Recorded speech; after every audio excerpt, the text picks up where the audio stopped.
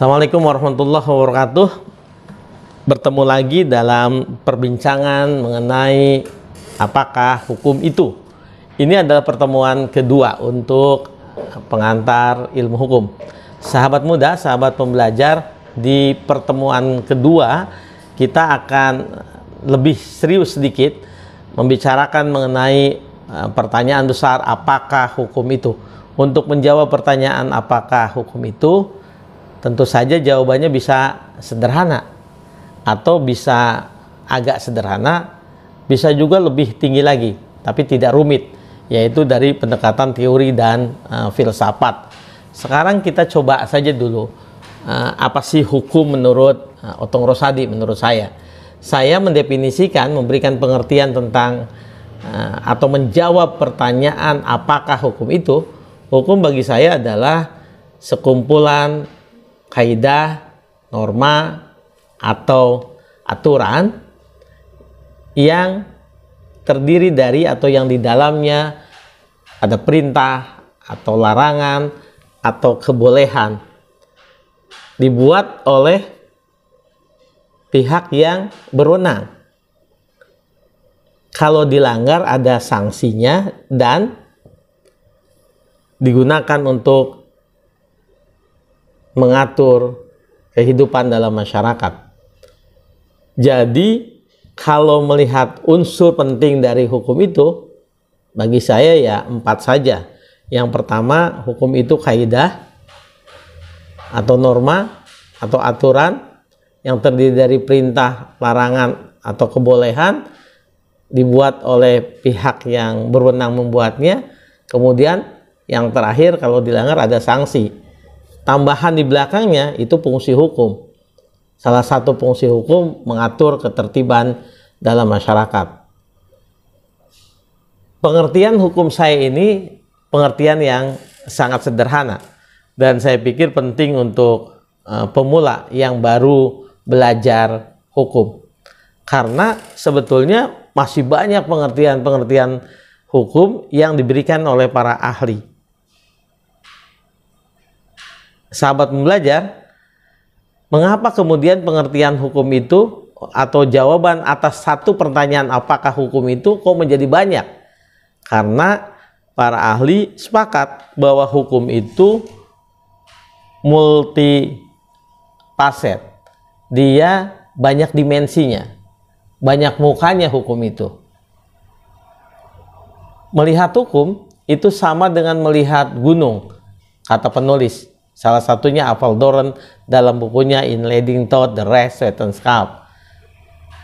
Para ahli menyebutkan bahwa melihat hukum itu ibarat kita melihat gunung. Di Jawa kita ada Gunung Merbabu, ada Gunung Agung di Bali misalnya. Kemudian ada gunung di Sumatera Barat, itu banyak gunung misalnya.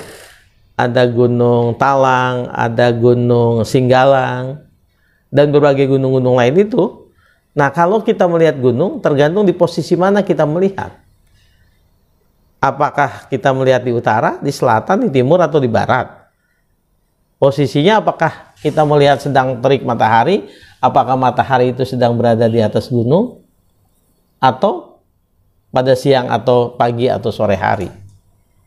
Nah, tergantung juga suasana kebatinan pada saat kita melihat gunung.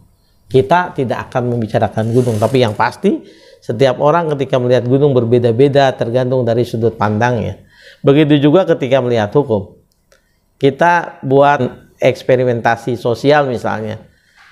Datang, bawa handphone, keluar, bertanya kepada yang kita temukan. Yang pertama kali misalnya orang yang lalu lalang, Pak izin saya mau bertanya apa hukum menurut Bapak. Kalau berkenan menjawab tentu jawabannya kita tulis, kita rekam. Lalu bertemu lagi dengan petugas, dengan polisi, boleh tanya, Pak polisi izin saya bertanya, saya dari Fakultas Hukum, apakah hukum itu? Lalu ditulis, direkam juga. Lalu bertanya lagi ke petugas yang lain, bertanya lagi ke ibu-ibu yang berjualan, bertanya lagi ke dosen di kampus, bertanya lagi ke security yang ada di kampus kita, kalau nanti tidak daring. Insya Allah jawabannya berbeda satu dengan lainnya. Mengapa? Karena pandangan orang tentang hukum juga berbeda. Masyarakat umum akan berbeda melihat hukum dibandingkan misalnya dengan petugas-petugas hukum. Kenapa? Karena hukum memang banyak dimensinya, tergantung dari mana orang dan siapa dia melihat hukum itu. Sahabat, bagaimana kemudian dari sisi akademik? Pertanyaan apakah hukum itu? Pertanyaan apakah hukum itu juga bisa dijawab dari berbagai pandangan.